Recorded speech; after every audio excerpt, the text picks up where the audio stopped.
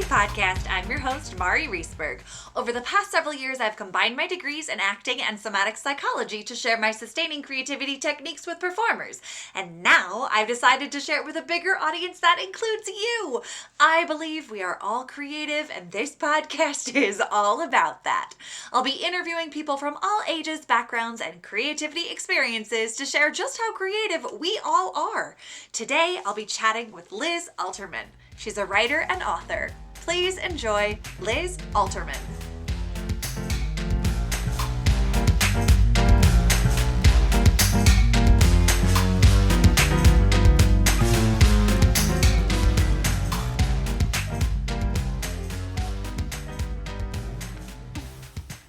Welcome to the Sustaining Creativity Podcast. Today, I'm here with Liz Alterman, writer and author. Welcome to the podcast.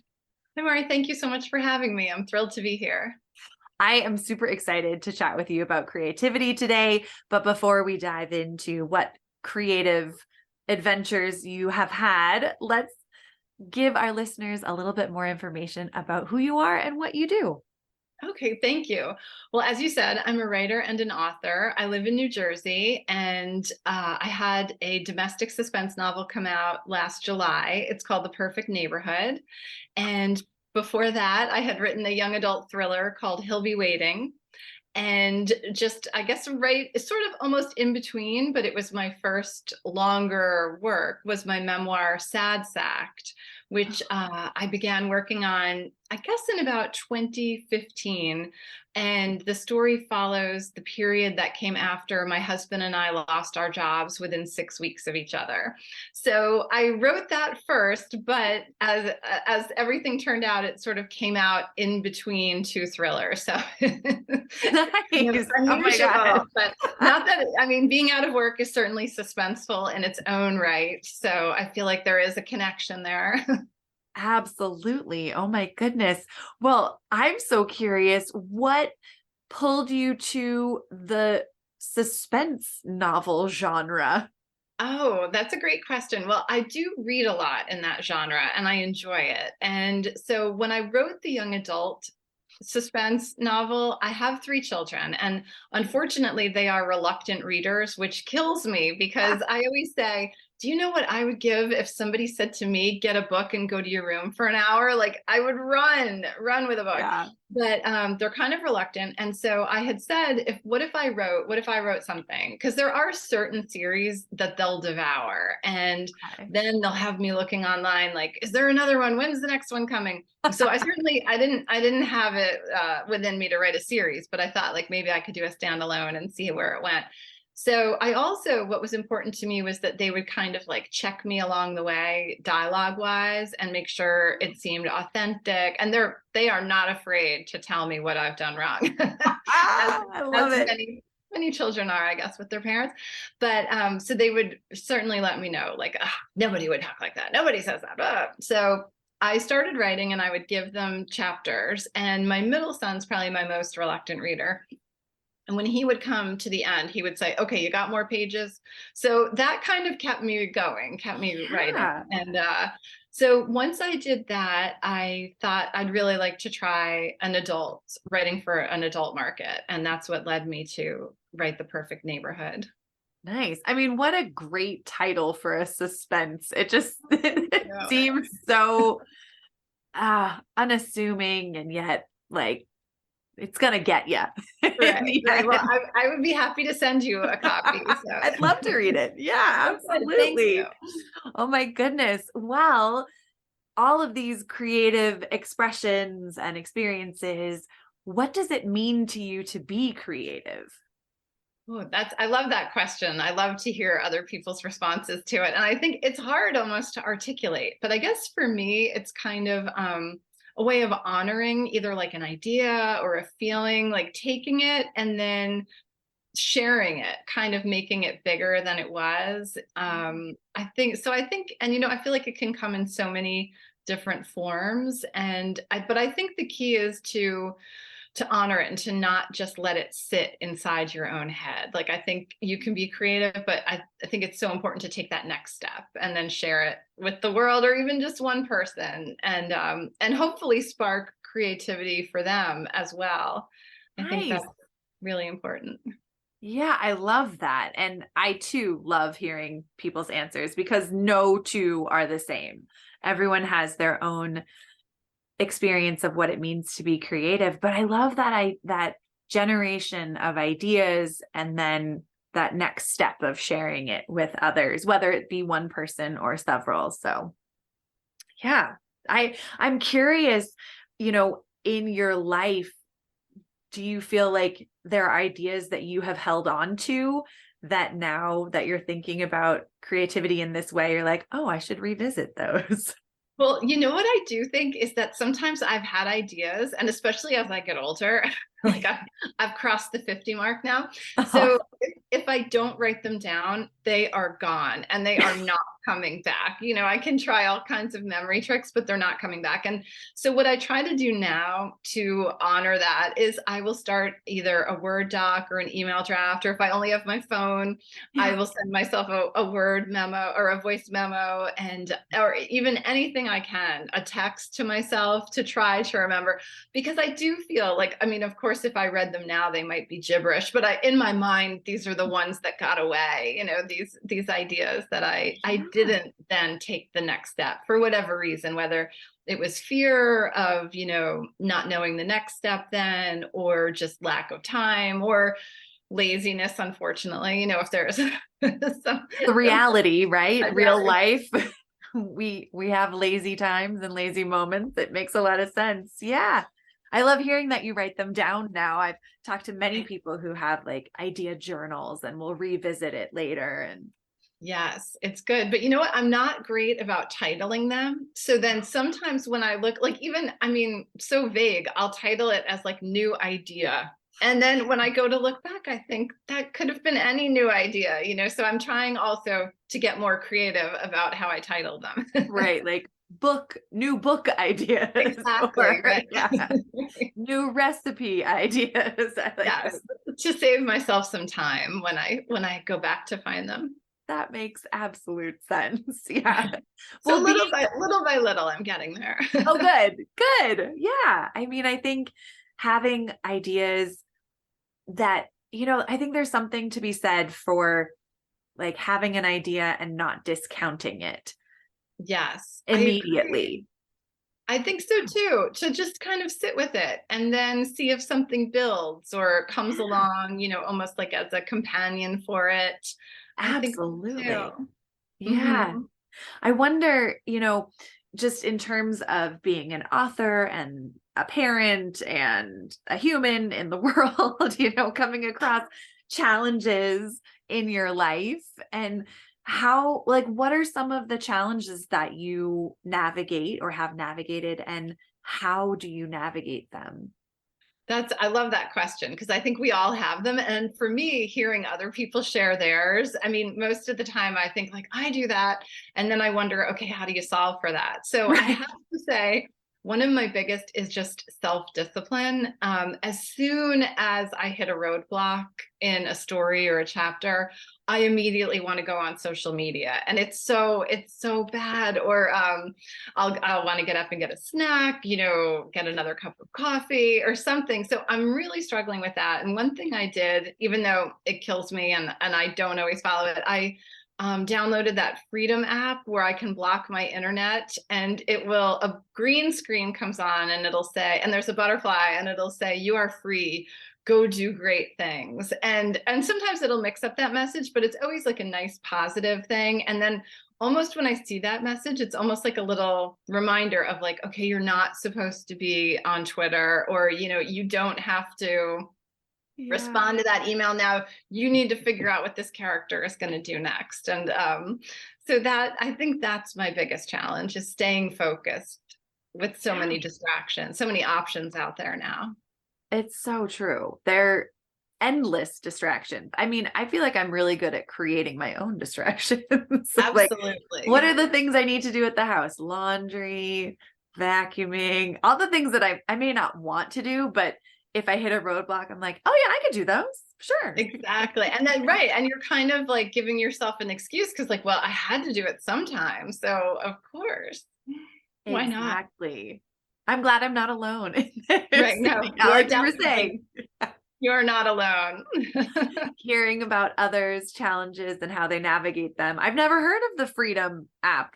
That's It's really good and cool. it's not too expensive. And then unfortunately though, you can quit it. Oh, So you can like can't cancel out. So bypass it. Yeah. exactly. Somebody was saying, why don't you just like disconnect from your Wi-Fi? And so I guess that's another trick, but Right. You seeing that could. green screen and that butterfly and telling me to go do great things, I feel like it motivates me a little bit more. Nice. I mean, do you have like a specific space that you write in that's separate from everyday spaces, or is it It's been hard because of the pandemic. Initially, I was sure? kind of where I am now is my attic and my with sort of a little office, but also a bedroom. And so I was kind of, sneaking up here almost like a squirrel with my laptop, trying to get away and steal those quiet moments. But then, my husband also has been working either from home, kind of partially back and forth. So then he's taken over my desk, and then I'm at the dining room table, or then I'm on the couch. So I used to be very precious about that creative time and space. Like I needed an hour or, 2 hours and a sacred space. And now I'm kind of like, okay, I'll write on the back of a CVS receipt if I have an idea, because I know I'm going to lose it if I don't write it down. Yeah. So I've kind of had to adapt, and I just kind of run with my laptop all over the house and just Mhm. make do where I can just to Yeah. get it done. I mean, I think those are the challenges we have to navigate. It's real life. It's not, we don't Right. always have the opportunity to sit down and quiet away from everything, no distractions, and do the work. So, I know, but it sounds nice. Whenever I see someone who's just on a retreat or a yeah. residency, I think, oh, good for them. That's nice. Someday you'll have that, right? It'll, Right. it'll be there. Maybe I go out to my shed and just Oh, stay. perfect. Perfect. Yeah. I mean, being a writer, an author, creativity, has that always been a part of your life? Or like, what's your earliest memory of being creative? Oh, I love that. I would say my mom signed me up for an arts and crafts camp, and I Okay. am not crafty at all. I'm just not, I can appreciate it in others and like I marvel at it, but I have zero talent for that myself. But I made a butterfly, like a ceramic butterfly, Mhm. and I guess like it didn't turn out badly. Like it wasn't as bad as I thought it was going to be. And so Okay. then I was kind of like, all right, I like this, like kind of making something from nothing. And so I think that was probably, I just remember walking home from this arts and crafts, and maybe because I didn't want to go to it, it was like summer, and I much rather be home watching Scooby-Doo reruns or Yeah. Brady Bunch, really accomplishing nothing. And my mom was kind of like, it was very close to our house, so she was insisting that we go. Yeah. And I remember walking home thinking, okay, I'm glad I did that. That was fun and neat. And, I'm glad that I did it, and how fun it is to create something of your own. Yeah. How old were you? I was probably about 5 or 6, I would say. Oh my gosh, I love it. I Oh, love thanks. that. And like such a early experience of creativity and that you found for yourself is kind of what I'm hearing. It was, yeah, your mom said you're going to this, but then you had that internal realization of like, oh, this was actually way better than I thought it was going to be. Exactly. Unfortunately, that's where my talent for ceramics probably peaked. I haven't gone back to that, but but I do remember thinking like that was cool, and I liked that, more so than like a simple just, coloring at home. And because you did get to see what other people made, and I like that part of it, that community aspect. Yeah. Nice. I mean, it sounds like you had a adult in your life saying like, you need to try these things and express Right. creatively and have Or maybe that. she was just trying to get us out of the house and off the television, but right, it That worked. too. It worked. Right. It worked. What do you think helped you kind of carry that into adulthood for yourself? I think I've just always really loved reading and just the escape of a book. As soon as, if I have one that I look forward to returning to every day or before bed, it's just like such like a sweet, almost like knowing you, like if you had like a chocolate truffle waiting for you or like ice cream, like I just love knowing that there's like the secret world that you're going to slip back into. So I think loving that was something that made me kind of always aspire to want to try to do that. Nice. I love that you're equating chocolate truffles to reading. Right. It's just like this sweet Yeah, secret. I must have that. Not everyone, I'm sure not everyone will make that connection, but I love that you have that. I mean, what a beautiful way to, you know, really explore imagination and curiosity. And I think all these kind of signposts for creativity really show up. Did you, like, in your life, do you feel like you've been a curious person, or where does curiosity show up for you? Oh, I think that's a good question because I would say my mom and I feel badly because I will make fun of her. She unfortunately she was just in the hospital in December. And Oh, I'll make this quick. But anybody who comes in, she wants to get their whole life story. And I'm kind of like, no, no, no. Like these people are busy and let's just focus on your situation. Like we don't need to know everything. sure. But then she will, and people do talk to her, and she's very friendly. So she'll get these like small details from people. And then I'll think like, oh, that would be good in a story. Or so I feel like I've almost benefited from seeing her be curious. Or I saw an interview once with David Sedaris, and he was talking about the importance of kind of always being open to Yeah. every experience and asking questions. And he shared the story about he gets in a taxi and just throws out, what's that smell? And the taxi driver says like, oh, you can smell that monkey on me or something. And he's saying like, if I hadn't asked that, would I ever know that this lady had just been with a monkey? And so I think like just being open to the world, or like I was even saying during the pandemic, it's very hard because I think as a writer, Mhm. let's say anywhere I go, I'm kind of observing the interactions or the body language of people, or not necessarily eavesdropping for the sake of eavesdropping, but eavesdropping for almost like an interesting sentence or a turn of a phrase or a new Yeah. word. And to be kind of just trapped in the house, I was like, oh, I need to go eavesdrop on somebody to like percolate get some things going in my head. It's a whole new way of thinking about eavesdropping, Right, exactly. Right. using Just it as to, content. right. Yes, that's what I'm kind of like, ooh, where's that? What's going to happen next there? Yeah. I mean, it's so great to have that model of curiosity in your life and then benefiting from it in your own creative expression and experience. Yeah. I know it is. It's funny because on one hand, when I'm with my mom, I'm kind of like, all right, no, let's not, she'll find out how many grandchildren people have, where they're vacationing. And I'm kind of like, okay, let's cut that off right now. But then she'll unearth some really interesting fact. And I think, okay, that was pretty neat. I wouldn't have gotten that far on my own. Right. That was worth it. That was worth the discomfort I'm experiencing Right, in this right. moment. Totally. Well, when you know, your life being a writer, and I equate a lot of inspiration. Like writers seem to me to find inspiration in a lot of places, but I'm really curious for you, who or what inspires you these days?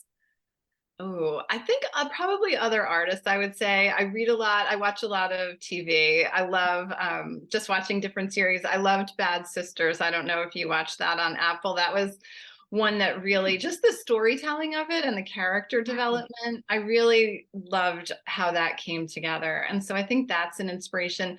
I've been trying since the world has kind of opened up a bit more to get to more museums and more gardens and just I think that's really inspiring to see what people are able to kind of come up with from their own imagination and to not give up, especially when you read about different artists who really never achieved anything within their own lifetime, but they didn't let it deter them from creating. I find that so admirable. Yeah.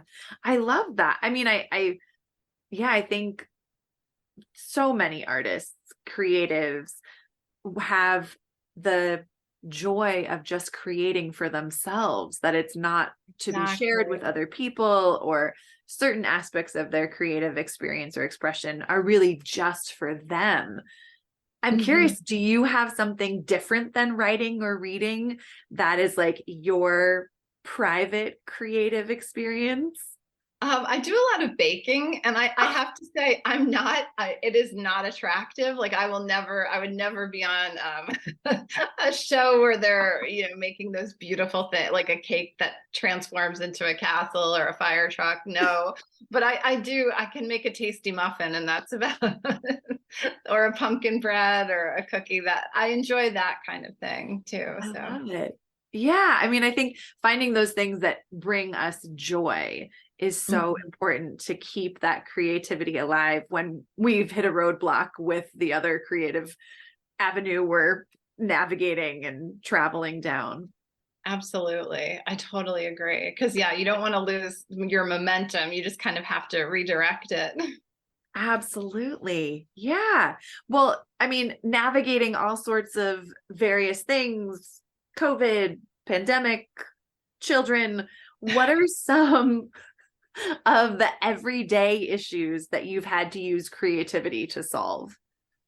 Ooh, I think it kind of getting creative with just how am I going to get this done? And so whether that's kind of waking up earlier Mhm. or I've become a big multitasker. Sometimes when I'll take a walk, I will respond to emails by using the microphone, and a lot Okay. of times it garbles it, but then I'll save it and I'll go back and edit later. So I Uh-huh. think I've had to get creative with kind of safeguarding my time and taking shortcuts on other things to kind of protect that like creative, that hour or whatever, half hour, whatever I get.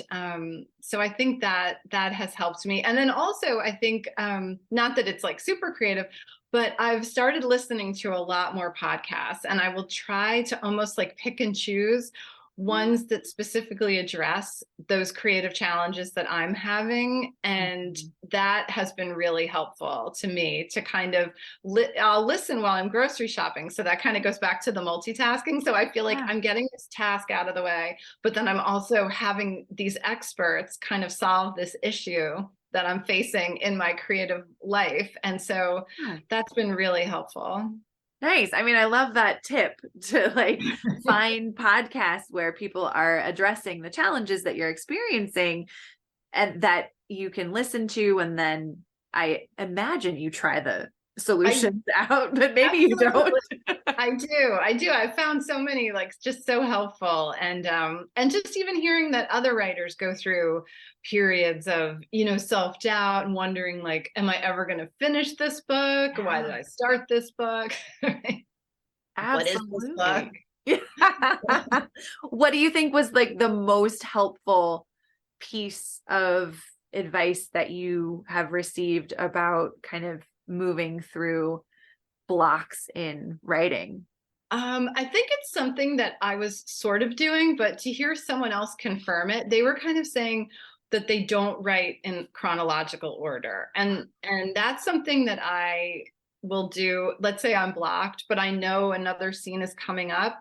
Mhm. I will just go and write that scene, even if I know I'm going to have to probably do a lot of revision. I'll like I try to honor the thing that excites me in the moment, rather than just going and sticking like, okay, I did chapter 9, so now I have to do chapter 10, and Right. rather than slog through it. And then I also a book that I've been recommending to everyone is Matt Bell's Refused to Be Done. It's about revising your novel in 3 drafts. And Okay. he talks about, in that first one, you're kind of just getting everything out. And so don't be afraid and don't be so critical of yourself. Like you can always go back and fix. And so I think that's helped me, because I used to really bog down on like, this sentence isn't perfect and this isn't how I want to say it, but I don't know how to say it. So now I just put in parentheses, fix this later. And and I just go on ahead. And of course, when I come back to it, I'm like, oh, there's a lot of fix that laters here, but I think you had to just do what you can to keep moving forward so you don't get discouraged or stop. Yeah. I mean, such a great tip. Thank you so much for sharing that for listeners who are writers or interested in trying writing something. I think, yeah, we can easily get bogged down or think it has to go in a certain way. But the freedom that you can get of like writing chapter 12 first and then chapter 3 and then, putting it together Exactly. in a different fashion. I love it. Oh, Yeah. thank you. And then sometimes you'll get an idea and then you'll say to yourself, okay, I like this. I just have to go drop it back in chapter 3. Like Right. they need that dog in chapter 3 if he's Right. popping up in chapter 12. So yeah. Exactly. Right. So it can kind of even help you flesh out earlier stuff. So I say just, don't feel like you have to stick to just going chronologically.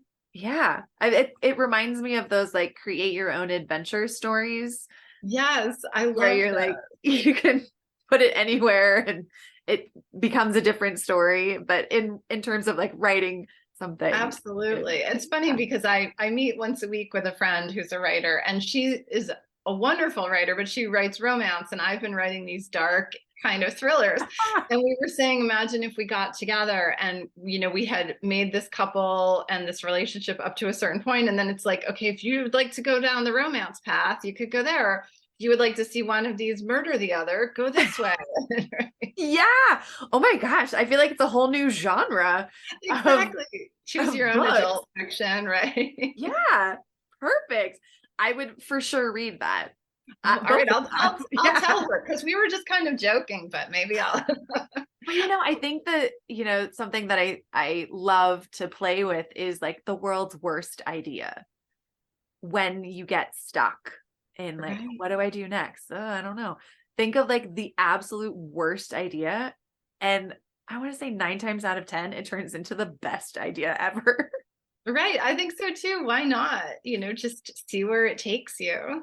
Yeah, absolutely.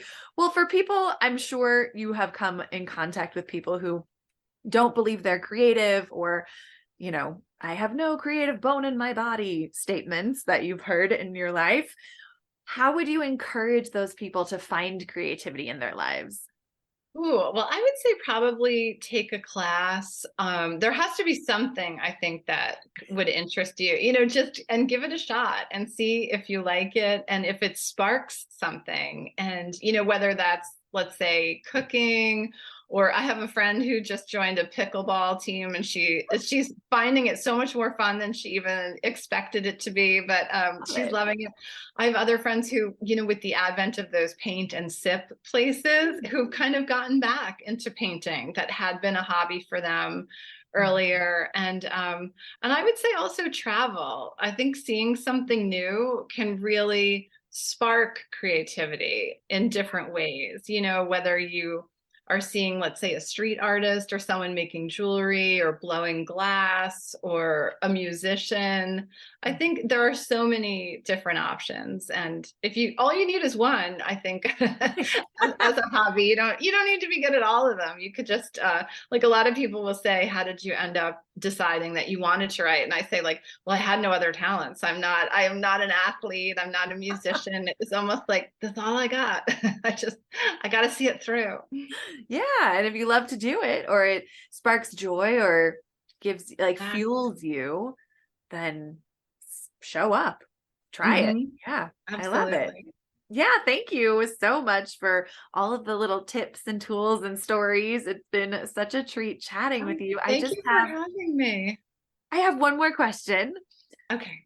What does it feel like in your body to be creative? Ooh, I think it feels like just very positive. Like and almost, I don't know, I bet other people feel this way too, but almost like something is working through you, that it's not Um, necessarily you, but it's almost like a spirit that comes in. Because sometimes when you're writing, you'll think, well, where did that idea come from? Or you'll end a sentence and you'll think, that wasn't where I thought it was going to go. And it's like, it's almost like a surprise within you. And I think that's what keeps me going through all the rejections and the hard times, is like that feeling of like an energy force within that's bigger than you are, that kind of comes, you're just kind of like the conduit for it. oh, so fantastic. I love hearing this. And Oh, you're sweet. And I have to say, yeah. it's not there every day, but Oh, when it is there, that's the beauty of it, I would say. right. The gift of creativity, having those Mhm. moments that you keep like yearning for. So you keep doing it. Right. Yes. Yeah. Hoping for Oh, that moment. I guess like maybe like a runner's high if I were yeah. a runner. I know I am not a runner either. So But I that admire that. I admire that. absolutely. Well, if people want to learn about the books that you've written, where they can find them or your social media, how would they go about doing that? Oh, thank you. My website is pretty straightforward. It's lizalterman.com. And on there, you'll find my books. There's an audio sample of my memoir. And also, I'm available for book clubs. I always say I will Zoom in for as little or as long as you'll have me. If anyone chooses a book, I'm happy to pop in and answer any questions about the book or writing or muffin baking or any of that. And then I'm on Instagram and Twitter and Facebook at Liz Alterman. Perfect. I will put all of that in show notes so people have easy access. And thank you again for taking the time to chat with me Oh, this thank evening. you. It's been It's a been pleasure. awesome. Yes, Yeah. thank you.